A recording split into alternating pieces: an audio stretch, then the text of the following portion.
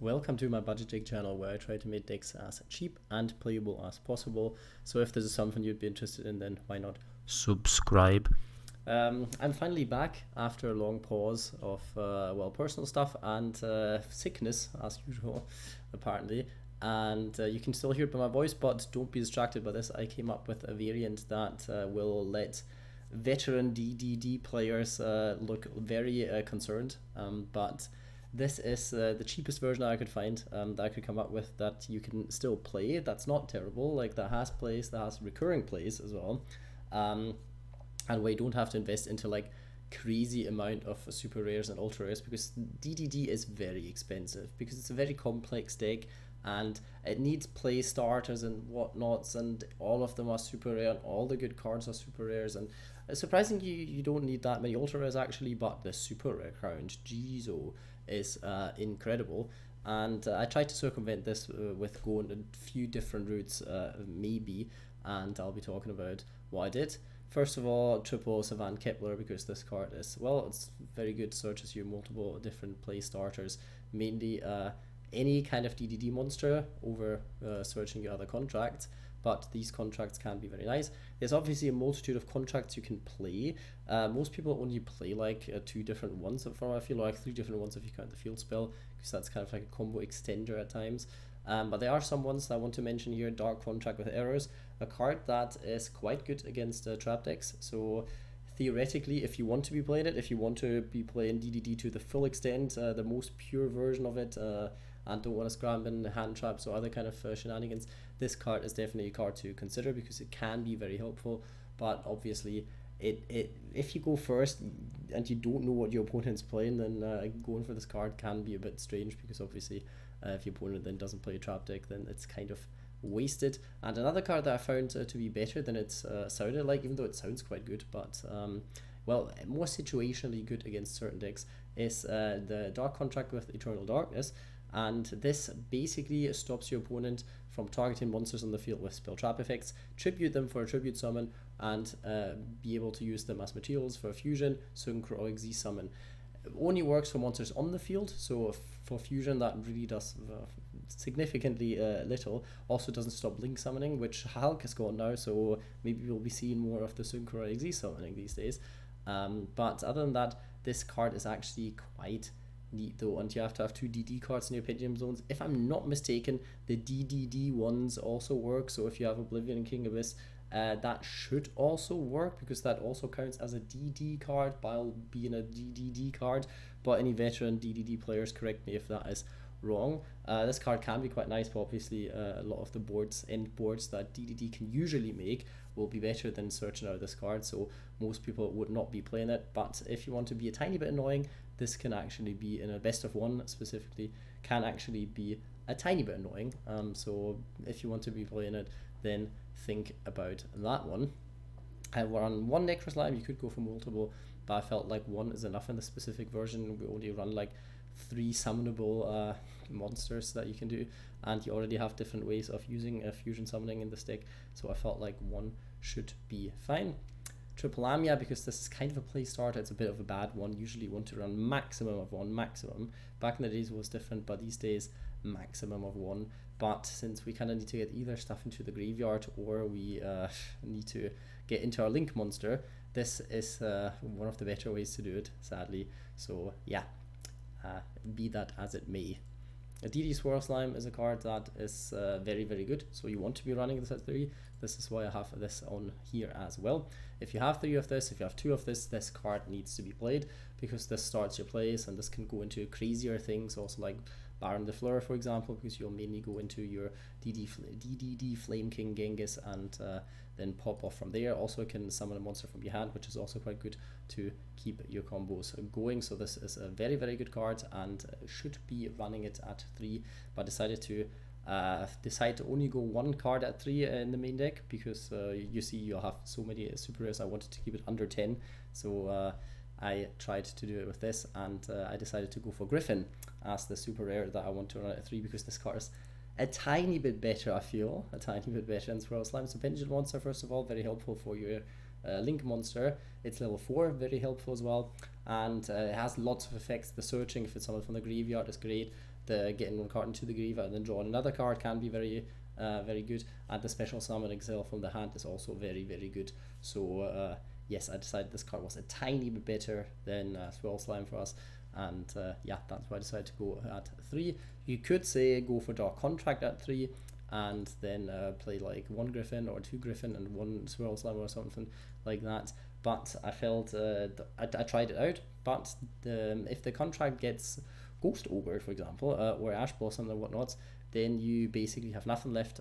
But if you have a Gryphon in hand, you can still use all the stuff. So I felt like a Gryphon in hand a lot of the time is actually better than a Dark Contract in hand, especially because you can search this card as well.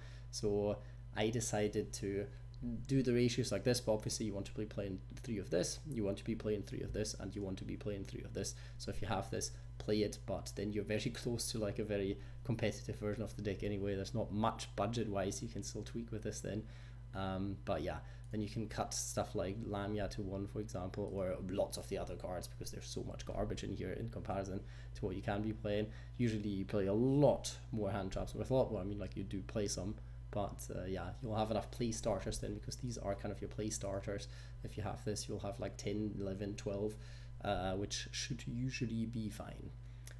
Triple actually, DD Cerberus. This card is good for multiple different ways, because well, you can recycle a continuous spell card, which can be nice, but it's usually not what you're doing it for.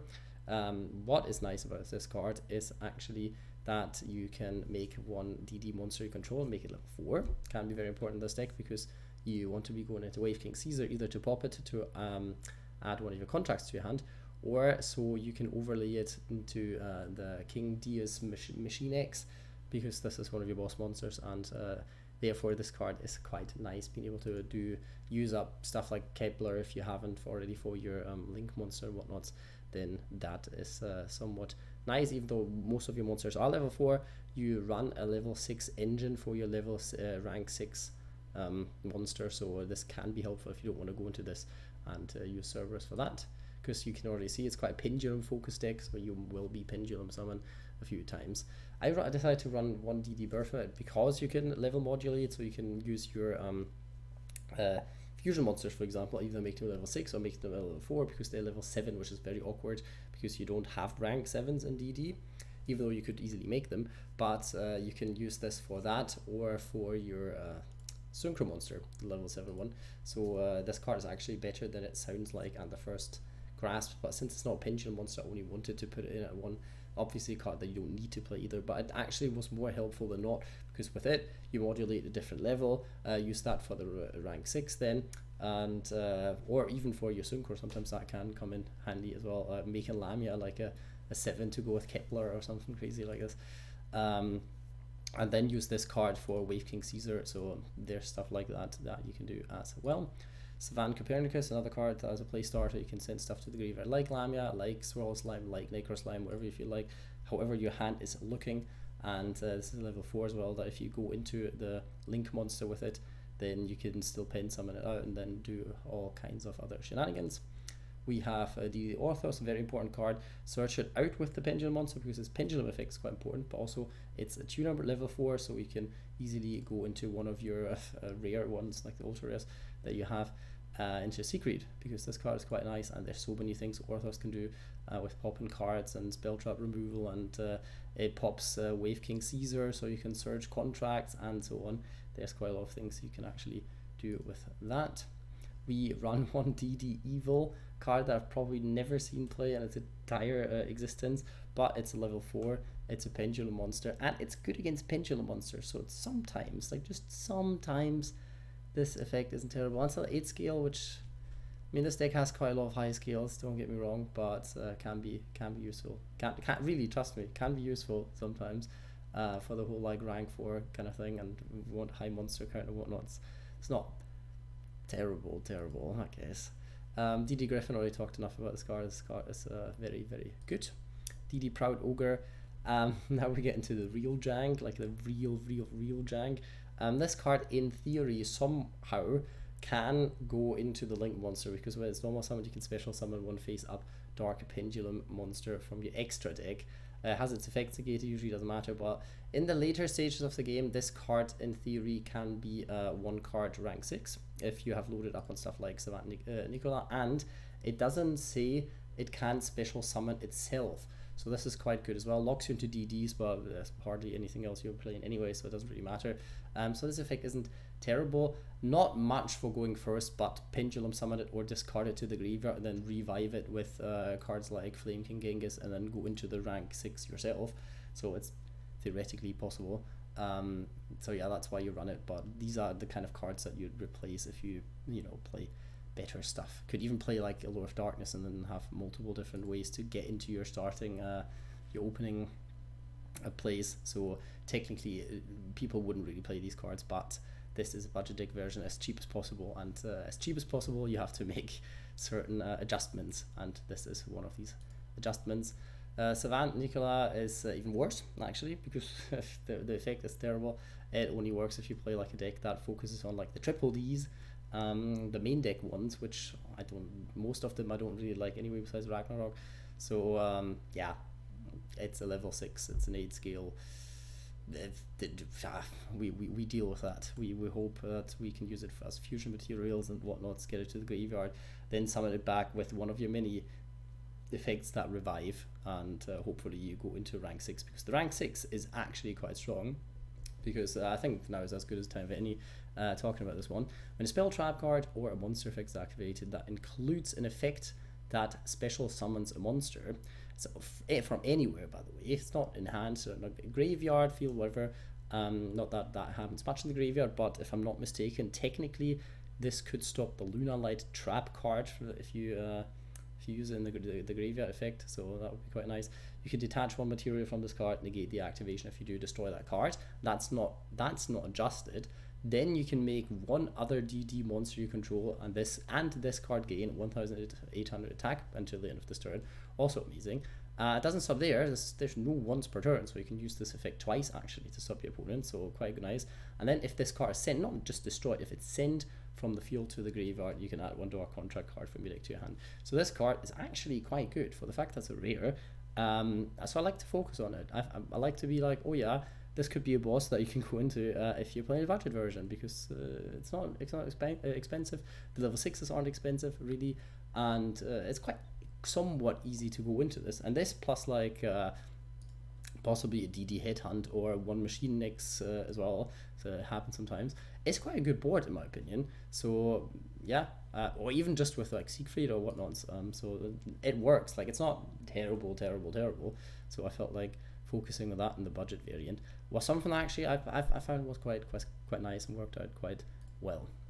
Obviously these kind of cards can break your hand, but most of the other DDs do too. It's not like you can replace them with many other things besides, like in a budget version obviously you can replace them with a triple Swirl Slime and triple Dark Contract, then your hand's less bricky, or Allure of Darkness. But in this specific version, budget wise, there's nothing you can play otherwise that starts your combo, so your hand will be bricked by annoying stuff anyway, so deal with it, I guess.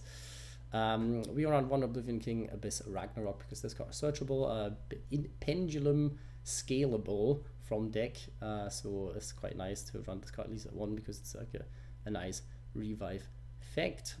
Sadly it's a scale 5, would be nicer if it was like a scale 7, but we take it. We take what we can. We'll see. You always have to look what plays can I make, and then you decide what you scale anyway. And one DD Savant Thomas, not that great in this specific deck, but it gets you some card advantage. Like sometimes it adds a card back, so this can be quite nice. And yeah, the other effect doesn't matter again, because you don't run a level 8 DDD monster in your deck, but you could, and I decided to not to, because they're either bad or expensive and bad, so I didn't really want to. 1-for-1 other play starter gets you your Savant Kepler without using your normal summon, so this might be one of the scenarios where Proud Ogre actually comes in play, because you can then tribute Savant Kepler. Kepler goes to the extra deck, you summon back Kepler and Proud Ogre make Abyss King Gilgamesh, and then you have your play as well. So in theory that works. It's one of these specific ones that where that would work, so that can be quite nice. 2 Dark Contracts with patent license, not because the card is amazing, but because the card, first of all, the card is somewhat a floodgate. It blocks specific decks that focus on one summoning method like crazy. Maybe can stop Utopia decks, for example, if you happen to be playing like an Xyz monster, which most of the time you will be ending on Machinex, so that would be quite good. Could disrupt certain synchro decks, for example, so that can be quite nice if they don't manage to deal with your synchro / Xyz monster or this field spell beforehand. But the second effect is also quite nice. It can get you one card, one DD monster from your graveyard, or one face-up pendulum monster from extra deck back to your hand. And this is quite good because it helps you recycle your extra deck monsters that you technically want to be running 2 of, like Gilgamesh, for example.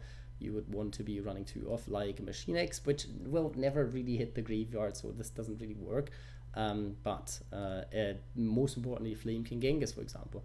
You want to be running 2 of this card as well, but you don't because of budget reasons. So this card gets it back, and so we have like 2 very important cards, or 3 very important cards actually, Wave King Caesar, that you want to sometimes recycle, and that's why running this card too can be quite nice. You can send it to the graveyard by Savant Copernicus, for example.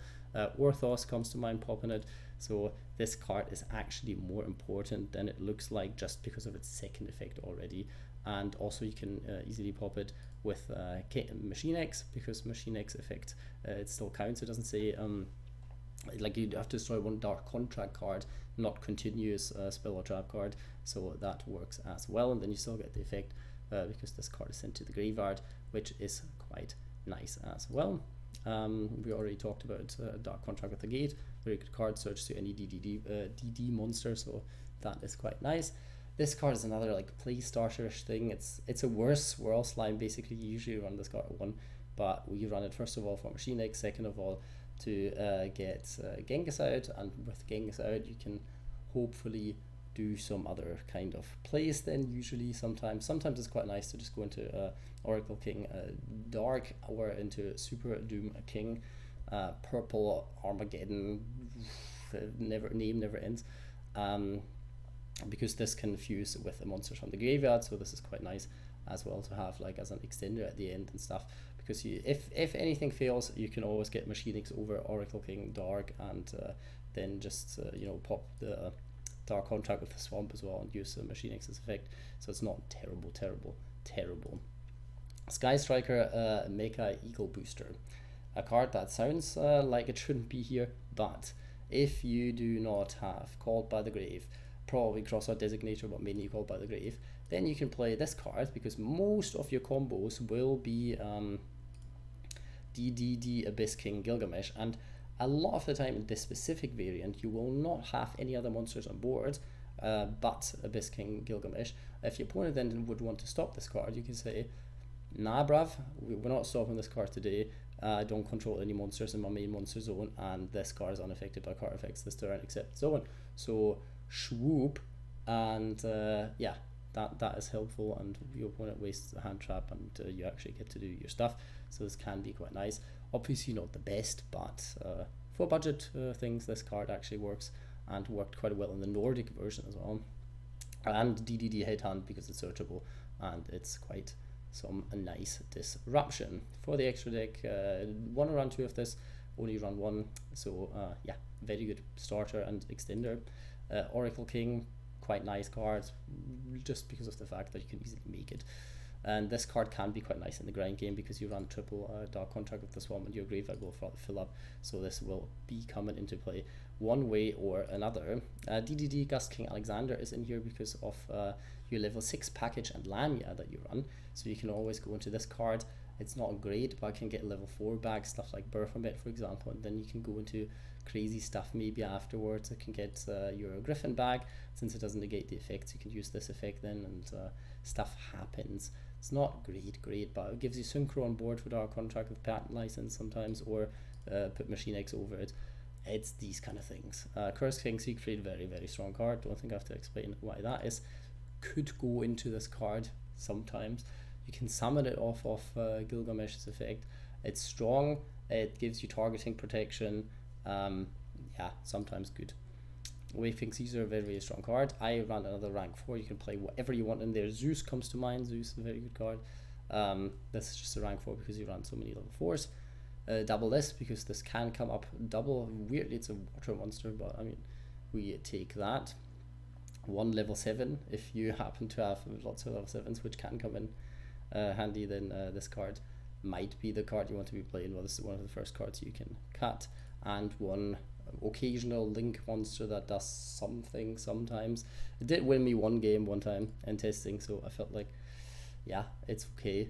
Not lovely, but sometimes it helps. Sometimes you want to get stuff off your board and you are not locked into Fiends or DDDs yet, then this card does stuff. Yeah. Hope you enjoyed the deck profile so far. I'll just quickly going over some other stuff. You can use this as a play extender, for example, or play starter basically. You can obviously run the classic hand traps that come to mind. That you can do. Foolish Burial can be quite a good card. Burn is easy to make. Marksman King Tell, a card that extends your combos and can do certain shenanigans. Yugioh, not the greatest card in this deck, but sometimes it's quite good.